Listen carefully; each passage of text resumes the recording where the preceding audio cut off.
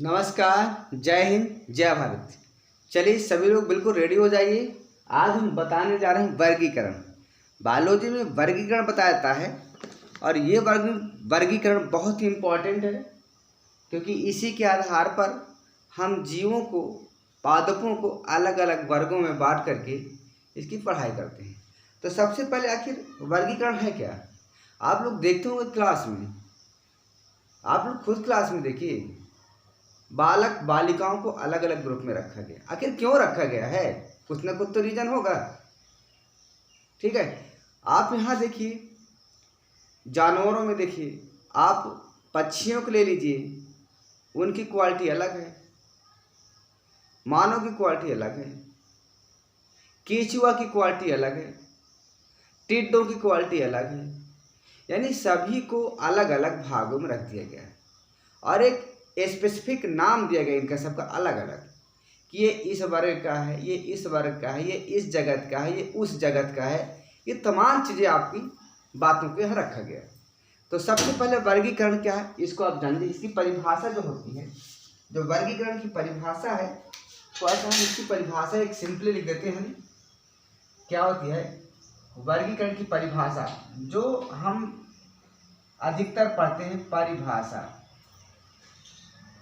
तो वर्गीकरण की परिभाषा के अंतर्गत जीवों की सभी जातियों को, जीवों की सभी जातियों, जीवों की सभी जातियों को उनके सम तथा विषम, सम तथा विषम लक्षणों के आधार पर, लक्षणों के आधार पर अलग अलग समूहों, अलग अलग समूहों या वर्गों में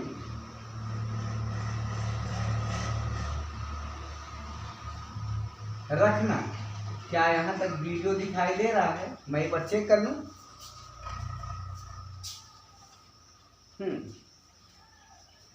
रखना क्या कहलाता है?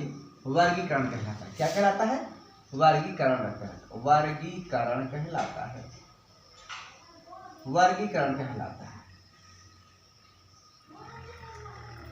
ये पहला लाइन हुआ, यानी जीवों की जितनी भी जातियां हैं उनके सम और विषम लक्षणों के आधार पर अलग अलग वर्गों में रख दे। तो यही जो हमारा कार्य हुआ, अलग अलग रखने की जो प्रक्रिया है, यही हमारा वर्गीकरण होता है।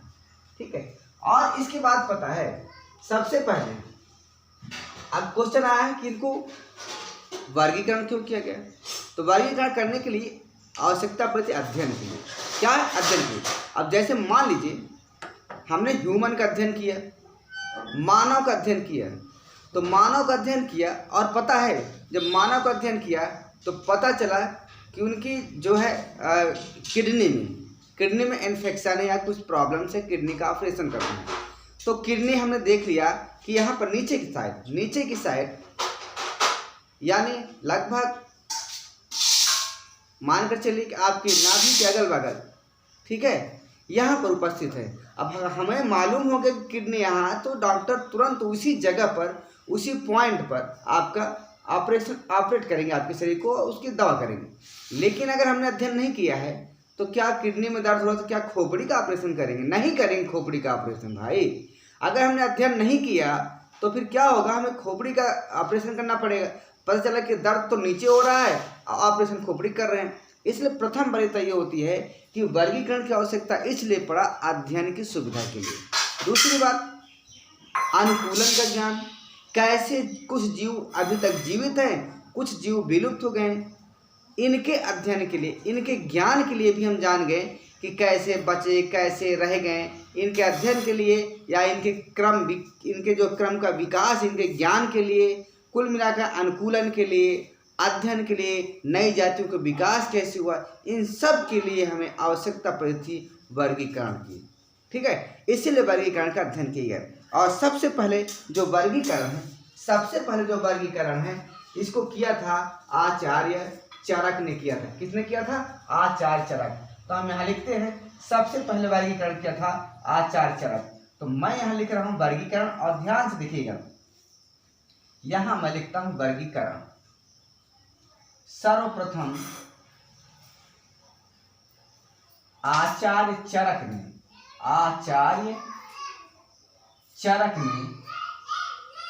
वर्गीकरण किया था, है ना। आचार्य चरक ने वर्गीकरण किया था, और इनकी एक किताब थी उसका नाम है चरक संहिता। इनकी एक किताब है उसका नाम है चरक संहिता। क्या नाम था? इनकी बुक थी, मैं यहाँ लिखे दे रहा हूँ, चरक संहिता। इसमें इस पुस्तक में इन्होंने जंतु और कई प्रकार के पादपों का, लगभग 200 प्रकार के जंतु, कितने प्रकार के? 200 प्रकार के जीवों का, जीवों का, और प्लस लगभग 340 प्रकार के पौधों का जिक्र किया था। तो आचार्य चरक ने सबसे पहले आपके 200 प्रकार के जीवों का अध्ययन किया, मतलब अलग अलग वर्ग बनाया था, और 340 प्रकार पौधों का अलग अलग वर्ग बनाया था। और उनकी पुस्तक का नाम क्या था? चरक संहिता था। और चरक कौन थे? एक बहुत बड़े, क्या कह सकते हैं, पहले आप दार्शनिक भी कह सकते हैं, वैज्ञानिक भी कह सकते हैं। पहले के तो सब लोग थे ना, उनके विचार ही सब वैज्ञानिक का काम करते थे। तो यहाँ पर सबसे पहले आचार्य चरक ने 200 प्रकार के जीवों का और 340 प्रकार के पौधों का अपनी पुस्तक चरक संहिता में विभाजन किया था। इसके बाद आए आचार्य चरक के बाद आगे अरस्तु महाराज। कौन आगे? First point. फिर आगे आपके अरस्तु। क्या नाम था? अरस्तु। तो अरस्तु ने जो है पौधों को 2 भागों में बांटा, जीवों को 2 भागों में बांटा। एक बांटा किसमें? एक बांटा इन्हें जंतु जगत, और मैं ऊपर लिख दूं क्योंकि जगह फिर कम पड़ जाएगी, जंतु जगत, जंतुओं में बांटा, हाँ जंतु जगत कह सकते हैं। और दूसरा इन्होंने बांटा पादप जगत, यानी 2 भागों में अरस्तु ने बांटा था। क्या यहां तक दिखाई दे रहा? ठीक है। तो अरस्तु ने क्या किया था? जीवों को 2 भागों में बांटा, जंतु जगत में बांटा था और पादप जगत में बांटा था। और इन्होंने इसको जो है 2 भागों में और बांटा। क्या क्या था? एनाइमा और इनाइमा। क्या कहा? एनाइमा जंतु, मतलब जो जंतु होते हैं वो 2 प्रकार के होते हैं। क्या होते हैं? 2। तो इसी को हम यहाँ लिखे दे रहे हैं, इसको 2 भागों में बांटा जंतु जगत को। एक था आपका एनाइमा। क्या नाम था? एनाइमा, ANAIMA, ये एनाइमा। और एक होता इनाइमा, ENAIMA। ये 2 भागों में उन्होंने बांटा था, एनाइमा और इनाइमा। ठीक है। अब एनाइमा क्या है? एनाइमा वर्ग में ऐसे जीवों को रखा, जिसमें लाल रुधिर कणिका, यानी लाल रुधिर नहीं था। इसमें क्या था? लाल रुधिर नहीं था। ठीक है। मतलब जंतुओं को 2 भागों में बांटा उन्होंने। क्या? पहले तो जंतु जगत पादप जगत बांटा, फिर उसके बाद जंतु जगत को भी 2 भागों में बांटा, एक एनाइमा और एक इनाइमा। स्पेलिंग आप देख लीजिएगा अच्छे से, ANAIMA एनाइमा और ENAIMA इनाइमा। अब एनाइमा के अंतर्गत क्या है?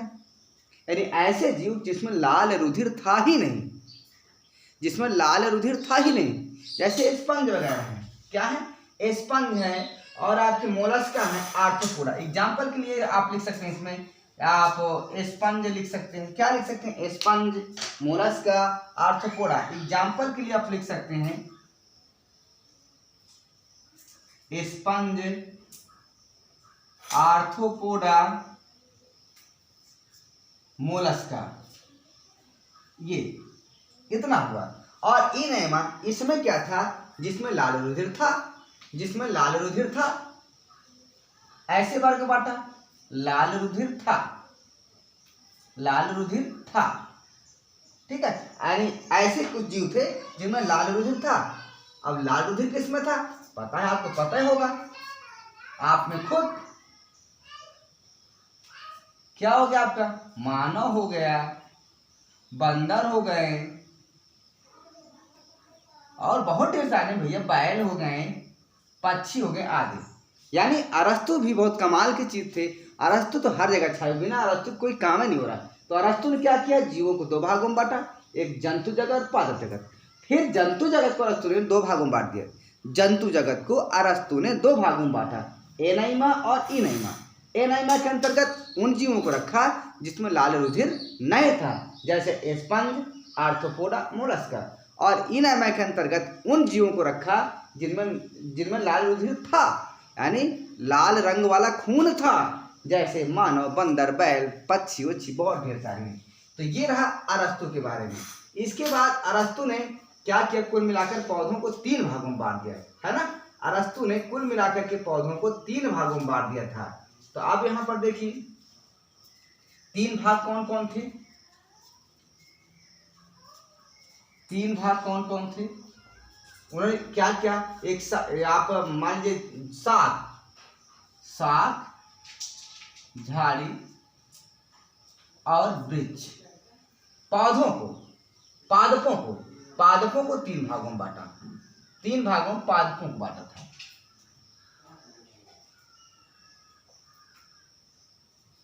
ये अरस्तु ने जंतुओं को तो इस प्रकार बांटा, लेकिन पादपों को तीन भागों में बांटा था, शाक, झाड़ी, वृक्ष।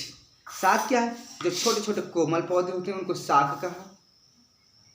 और झाड़ी क्या है, जो थोड़ा उससे बड़े होते हैं, कटीली झाड़ियाँ, बैर और इस प्रकार के।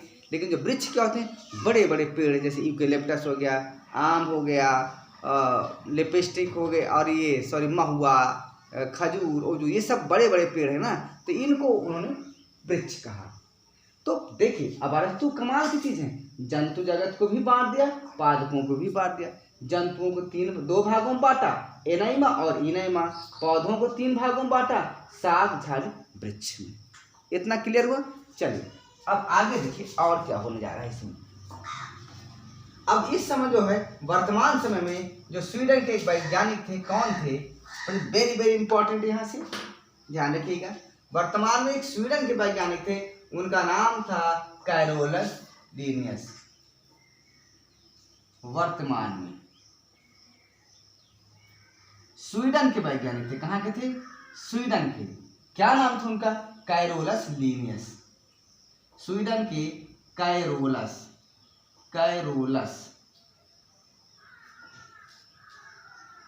कैरोलस लीनियस एक वैज्ञानिक थे। इन्होंने, जो कैरोलस लीनियस थे, इन्होंने क्या किया था, कुछ वर्गीकरण किया था, और इन्होंने दो जगत बताया था, पादप जगत और जंतु जगत। केवल दो जगत बताया। इन्होंने क्या बताया, मैं यहां लिख दूं क्या, क्योंकि यहां ज्यादा अच्छा रहेगा।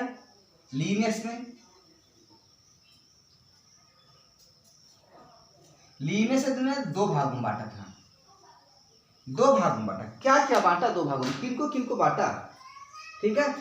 लीनियस ने बांटा था जंतु जगत, और किसने बांटा था भाई बताइए, अभी आपको बताया गया। जो स्वीडन के वैज्ञानिक थे कैरोलस लीनियस, इनकी एक पुस्तक थी सिस्टेमा नेचुरी, और उन्होंने पादप जगत और जंतु जगत बताया। क्या बताया कि संसार में दो प्रकार के जीव हैं और दोनों जगत में रहते हैं, ठीक है। पेन नहीं चल रहा है यार। एक जंतु जगत बताया और दूसरा क्या, पादप जगत और जंतु जगत, ये लीनियस ने बताया था। और इनकी पुस्तक वेरी वेरी इंपॉर्टेंट, इनकी जो पुस्तक थी उस पुस्तक का नाम था सिस्टेमा नेचुरी।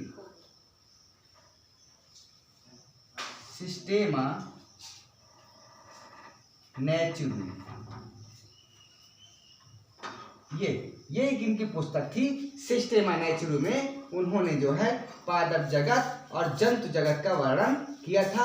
इसीलिए कैरोलस लीनियस को आधुनिक वर्गीकरण का पितामह कहा जाता है। किसका?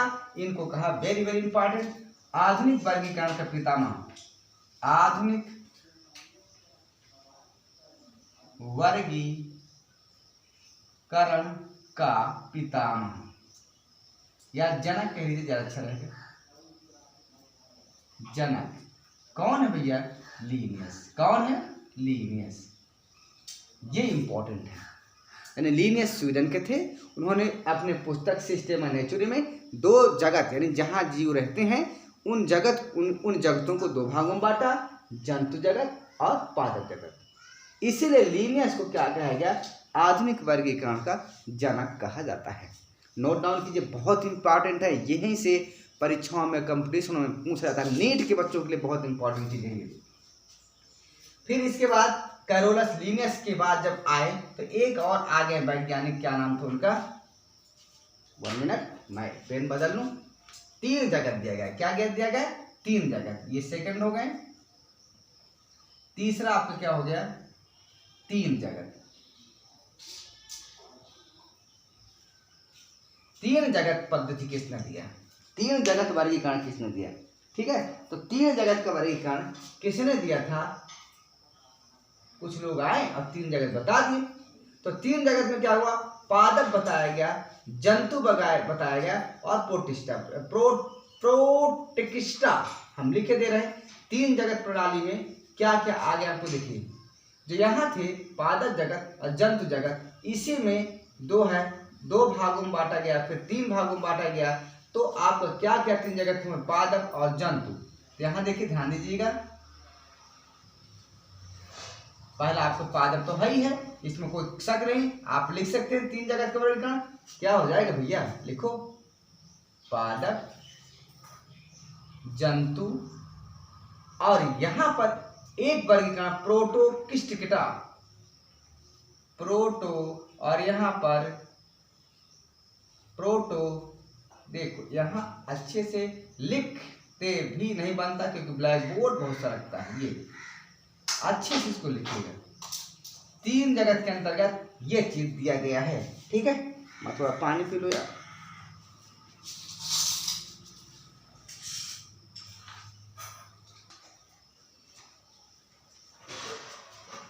हाँ चलिए, तो देखिए यहां पर क्या हुआ था कि 3 जगत में क्या बांटा गया? पादप, जंतु और प्रोटोकिस्टा। ठीक है, और इसको जो वैज्ञानिक दे थे, यानी जीवों को 3 भागों में जो बांटा, उस वैज्ञानिक का नाम क्या था आपका? जे ऑग अर्नेस्ट हेकल। क्या नाम था? जे हॉन्ग। मैं यहां लिखूं, मैं यहां लिख देता हूं।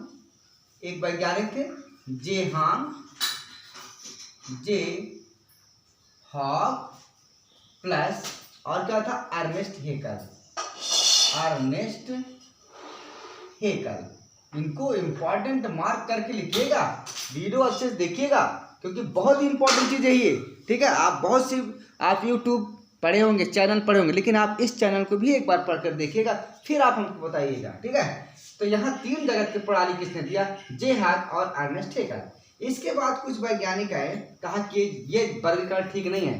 कुछ वैज्ञानिक आए कि ये वर्गीकरण ठीक नहीं है क्योंकि भाई आलोचनाएं तो बहुत होती हैं, और अगर आलोचनाओं का सही जवाब दिया गया तो ठीक है, वरना भाई कुछ ना कुछ तो नया बनेगा। तो यहाँ भी एक बार 4 जगत बनाए गए। 4 जगत देने वाले एक वैज्ञानिक आ गए और उन वैज्ञानिक ने क्या किया? देखिए मैं यहाँ लिख दे रहा हूँ, 4 जगत, 4 जगत।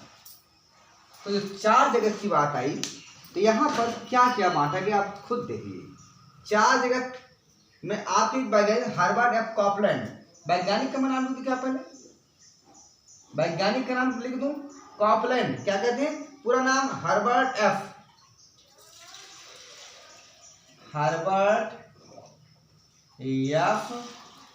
Copeland, Copeland. क्या वीडियो क्लियर हो रहा है? नहीं तो मैं फिर से मिटा दे रहा हूं, कॉपलैंड। ये एक वैज्ञानिक आ गए Herbert F Copeland, Herbert F Copeland.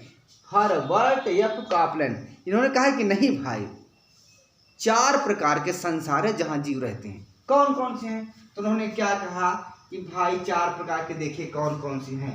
तो उन्होंने 4 प्रकार की जगत को बताया। तो पादप जगत बताया, मोनेरा बताया, प्रोटिस्टा बताया, ठीक है, पादप, जंतु, और यहाँ पर लिख देते हैं क्या क्या बताया इन्होंने। पादप तो है आपका, कोई दिक्कत नहीं, पादप जगत। फिर आया जंतु जगत, इसमें भी कोई प्रॉब्लम नहीं, जंतु जगत लिख दिया कि ठीक है भाई आपके दोनों हैं, जंतु जगत। फिर कहा कि भैया जो आपके ये है ना प्रोटोक्लिष्टता, इसमें कुछ विभिन्नताएं हैं। तो इन्होंने कहा इसमें 2 प्रकार के जीव हैं, एक उन्होंने मोनेरा कह दिया और एक उन्होंने बता दिया प्रोटिस्टा, ठीक है। तो इस प्रकार की जो कॉपलैंड साहब थे, उन्होंने कहा भाई कि अब आपका ये अगर जो आपकी ये प्रोटोक्लिष्टता है इसको 2 भागों में कर दीजिए, क्योंकि कुछ जीव मोनेरा जैसे रहते हैं, कुछ जीव प्रोटिस्टा। तो कहा चलो ठीक है, ये भी सही है। फिर इन सबको हटाते हुए एक वैज्ञानिक आ गए और उनका नाम था R.H. विटेकर। मोस्ट इंपॉर्टेंट, इसको नोट कर लीजिएगा, ठीक है। एक वैज्ञानिक आए R.H. विटेकर, जिन्होंने 5 जगत कर दिया, 5 जगत बताया, 5 जगत वर्गीकरण। इसको जो देने वाले वैज्ञानिक थे 5 जगत का, तो उनको देने वाले जो वैज्ञानिक थे उनका नाम था R.H. विटेकर, जिसको हम कहते हैं रॉबर्ट H और विटेकर क्या कहते हैं, WHITT, और इसके बाद A करिए, K करिए, ER, ये है जिसको हम साफ साफ कहते हैं विटेकर साहब या R.H. विटेकर कहते हैं, R.H. विटेकर। तो इन्होंने कहा कि नहीं भाई देखिए आप सब लोग जो कहते हैं वो ठीक है, पर मेरी भी बात सुनिए, मैं जो जीवों का वर्गीकरण किया हूँ उस पर 5 संसार बता रहा हूँ, अगर आपको सही हो तो सही हो और ना सही हो तो कोई बात नहीं। तो उन्होंने अपने 5 जगत का वर्गीकरण सबके सामने प्रस्तुत किया और 5 जगत में उन्होंने क्या क्या बताया। इन्होंने बताया कि भैया 5 जगत इस प्रकार के होते हैं, कौन कौन से, देखिए 5 जगत उन्होंने कौन कौन बताया। देखिए इन्होंने बताया पहला मोनेरा जगत, आपका बिल्कुल सही है, मोनेरा जगत। मोनेरा के बाद प्रोटिस्टा उन्होंने कहा ये भी बिल्कुल सही है, प्रोटिस्टा के बाद उन्होंने कहा कि एक कवक भी होता है, क्या होता है, कवक भी होता है, फफूंद, दांत खाज खुजली वाला, वही है कवक। अभी बताएंगे सब, 1-1 चलेंगे स्टेप बाय स्टेप। पहले आप वर्गीकरण जानिए, कवक हो गया, फिर उन्होंने कहा पादप हो गया, पादप जगत भी लिख दो, अगर लिखना है कोई दिक्कत नहीं, नहीं लिखना मत लिखो, आप सिर्फ जानिए इन सबको। और लास्ट में उन्होंने बताया जंतु जगत, क्या बताया, जंतु जगत।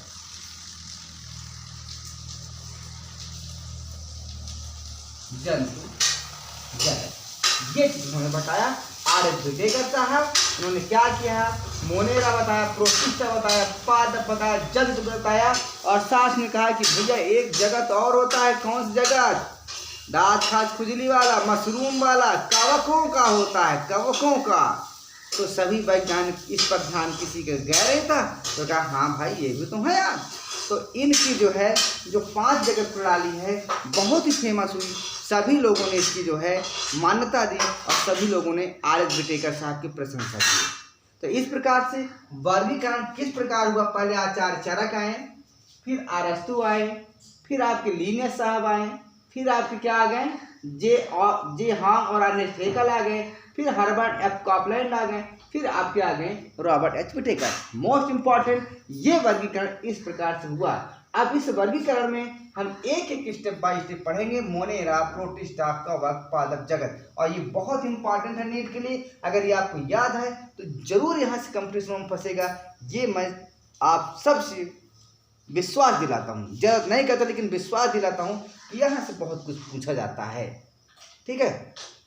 चलिए अब देखिए सभी जीवों को तो रख गया, सभी जीव, चाहे बैक्टीरिया हो, चाहे स्पंज हो, चाहे मानव हो, चाहे पक्षी हो, सभी को कहीं ना कहीं रखा गया है। लेकिन एक अभी भी एक ऐसा जीव था जिसको पहले मोनेरा जगत में रखा गया था। पहले मोनेरा जगत में रखा गया था, लेकिन फिर बाद में इसको हटा दिया गया, इसको कोई स्थान ही नहीं दिया गया। अपवाद, लेकिन बहुत ही खतरनाक होता है ये, इतना खतरनाक होता है, इतना खतरनाक होता है कि जिससे कोई इलाज संभव ना हो, जिसको हम कहते हैं वायरस। तो आइए वायरस के बारे में देखते हैं, उसके बाद वायरस की डिटेल चलेंगे, फिर आपका डायरेक्ट आ जाएंगे मोनेरा जगत में। तो वायरस जो होता है इसको किसी भी जगह पर स्थान नहीं दिया गया है। तो यहाँ से स्क्रीनशॉट लीजिए।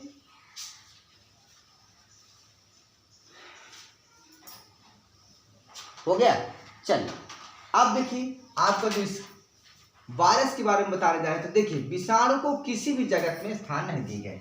तो मैं यहां से लिख रहा हूं, हेडिंग हमारा आज का वायरस।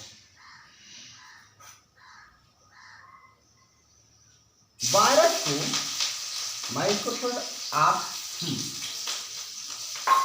वायरस को किसी भी जगत में स्थान नहीं दिए गए, किसी भी जगत में स्थान इनको नहीं दिए गए। वायरस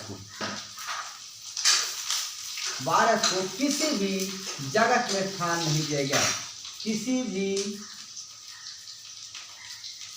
जगत में स्थान नहीं मिला। किसको? वायरस को दिया ही नहीं गया, क्योंकि बहुत ही डिफरेंट ही सबको दिखाता है, डिफरेंट कार्यप्रणाली बताता है, इसलिए इसको कभी भी किसी भी जगत में स्थान नहीं दिया गया है। इसके पश्चात यह, अब देखिए वायरस है क्या? वायरस क्या है? एक लैटिन भाषा है, यह एक लैटिन भाषा है। ये क्या है? लैटिन। लैटिन भाषा का शब्द है वायरस। लैटिन भाषा का शब्द है वायरस, जिसका अर्थ होता है जहर। इसका अर्थ क्या होता है? अर्थ होता है जहर, अर्थ होता है जहर।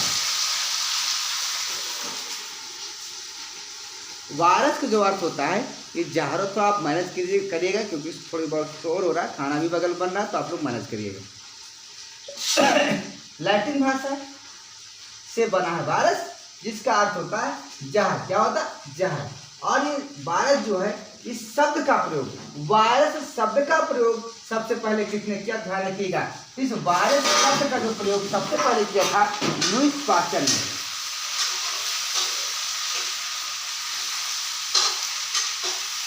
वायरस शब्द का प्रयोग सबसे पहले किसने किया था? लुईस पास्चर ने।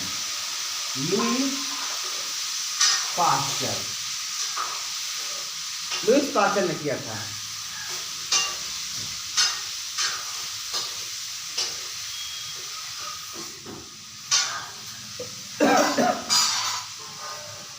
तो वायरस शब्द का प्रयोग सबसे पहले किसने किया था? Lewis pasture. वायरस का अर्थ क्या होता है? जहर। वायरस कहाँ का भाषा है, कहाँ का शब्द है? एक लैटिन भाषा है। इतना आप कंफर्म हुआ। अब देखिए, ये सूक्ष्मदर्शी होते हैं और अकोशिकीय होते हैं। क्या होते हैं? ये सूक्ष्मदर्शी होते हैं, सूक्ष्मदर्शी होते हैं, अकोशिकीय होते हैं, अकोशिकीय होते हैं। ठीक है। और क्या होते हैं? संक्रमित कण होते हैं। क्या होते हैं? संक्रमित कण होते हैं। संक्रमित कण होते हैं। इतना आपके वायरस के बारे में इंपॉर्टेंट है। इसके बाद जो वर्ड लिखने जा रहे हैं बहुत इंपॉर्टेंट है, ध्यान रखिएगा। इसमें एक न्यूक्लिक अम्ल पाया जाता है। ध्यान रखिएगा, न्यूक्लिक अम्ल, ये इंपॉर्टेंट। यहाँ पर एक लाइन इंपॉर्टेंट मिल गई वायरस के बारे में। इनमें न्यूक्लिक अम्ल, न्यूक्लिक अम्ल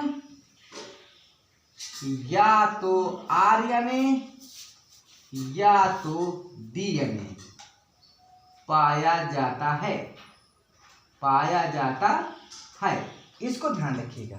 वायरस में हम देखिए, हम लोगों में जैसे आरएनए डीएनए दोनों पाया जाता है, ठीक है। लेकिन जो वायरस होते हैं इनमें केवल और केवल या तो आरएनए पाया जाएगा या तो डीएनए पाया जाता है। इसीलिए सबसे ये अलग होते हैं। ये अकोशिकीय होते हैं, ये दिखाई नहीं देते हैं। और स्टैनले हॉल ने इनका क्रिस्टलीकरण किया था। स्टैनले हॉल ने किसने क्रिस्टलीकरण किया? क्रिस्टलीकरण किसने किया? वैज्ञानिक स्टैनले हॉल ने। किसने किया? वैज्ञानिक स्टैनले हॉल ने किया। स्टैनले हॉल ने, यानी इन्हें क्रिस्टल के रूप में अलग किया और क्रिस्टल के रूप में इकट्ठा करके इनको भर करके लोगों को दिखाया कि देखिए ये वायरस हैं जिनको आप देख नहीं पाते, मैं इनको अलग अलग करके ले आया। इसीलिए लोग खुश होकर के स्टैनले हॉल वैज्ञानिक को क्या दे दिया भैया? नोबेल पुरस्कार दे दिया। और डार्लिंगटन ने बताया था, देखिए इनको बताया कि न्यूक्लियो प्रोटीन के बने होते। वायरस किसके बने होते हैं? न्यूक्लियो प्रोटीन के बने होते हैं। क्या मैं यहां लिख दूं? ये न्यूक्लियो प्रोटीन के बने होते हैं। न्यूक्लियो प्रोटीन के बने होते हैं। न्यूक्लियो प्रोटीन के बने होते हैं। किसने बताया? एक वैज्ञानिक थे जिनका नाम था डार्लिंगटन। क्या नाम था? डार्लिंगटन।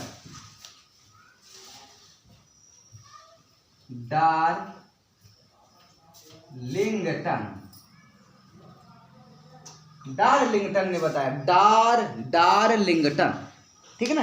तो इन्होंने बताया कि जो आपके वायरस हैं ये न्यूक्लियो प्रोटीन के बने होते हैं। क्रिस्टलीकरण किसने किया? स्टैनले हॉल ने किया। और न्यूक्लियो प्रोटीन के बने होते किसने बताया? डार्लिंगटन ने बताया। और हर्शे और चेज वैज्ञानिक थे, उन्होंने आनुवांशिक पदार्थ डीएनए बताया। इनका आनुवांशिक पदार्थ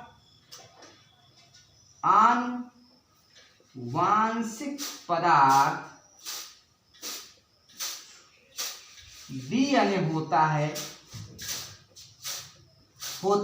किसने बताया? हर्शे एवं चेज ने। हर्शे एवं चेज ने ये बताया आनुवांशिक पदार्थ डीएनए होता है। किसने बताया? हर्शे और चेज ने बताया। ठीक है, इनको सब नोट डाउन कीजिए भैया। सब लोग एक एक चीज याद करिए क्योंकि वेरी इंपॉर्टेंट है, इसको ध्यान रखिए। अब बात आई है एक हमारे पास, हाँ, इसकी खोज किसने किया भैया? अभी खोज तो अभी तो कुछ पता ही नहीं चला खोज किसने किया। तो खोज भी लिख लीजिए भाई, वेरी इंपॉर्टेंट। खोज तो हम भूल ही गए, यहाँ पर लिख देते हैं। इवानोव्स्की ने किया था। किसने किया था? इवानोव्स्की ने। इनकी खोज किया था वैज्ञानिक इवानोव्स्की। यहां मैं लिख देता हूं,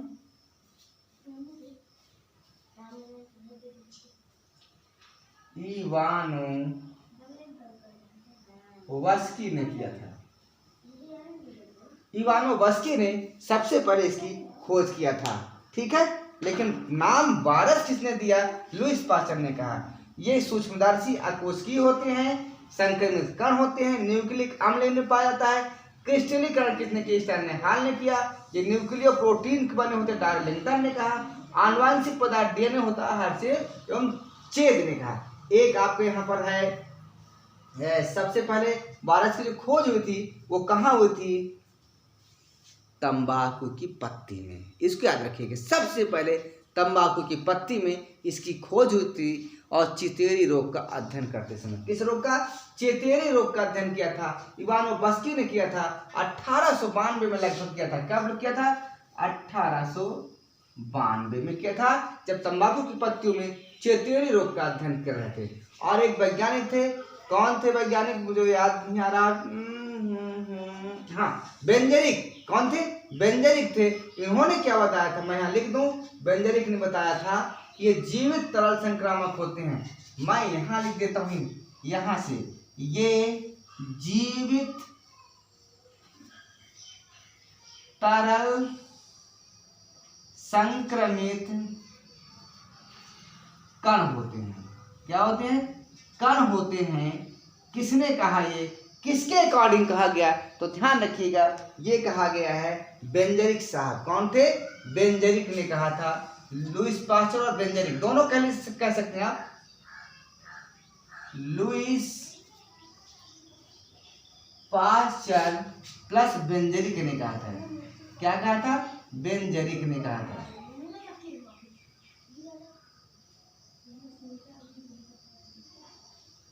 बेंजेरिक ने कहा था। ये बहुत इंपॉर्टेंट है कि ये जीवित तरल संक्रामक होते हैं। किसने कहा? तो लुईस पास्चर और बेंजेरिक दोनों ने मिलकर कहा था कि क्या थे ये? आपके जीवित तरल संक्रमित कण होते हैं। इतना आप नोट डाउन कीजिए। अब एक और बात जान लीजिए कि एक हमारा जो वायरस होता HIV, यहाँ से जान लीजिए, फिर उसके बाद आगे चलते हैं। तो जो HIV क्या नीचे दिखाई दे रहा है, मैं लिख सकता हूँ?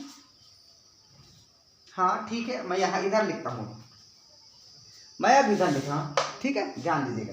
तो यहाँ पर हम लिख रहे हैं एक वायरस का नाम है HIV, very very important, HIV। ये HIV क्या है? इसका पूरा नाम क्या है? इसका नाम है ह्यूमन। क्या नाम है? ह्यूमन। मैं यहाँ लिख कर दे रहा हूँ ह्यूमन, देखिएगा। ये नहीं चल रहा है। Human, HUMAN,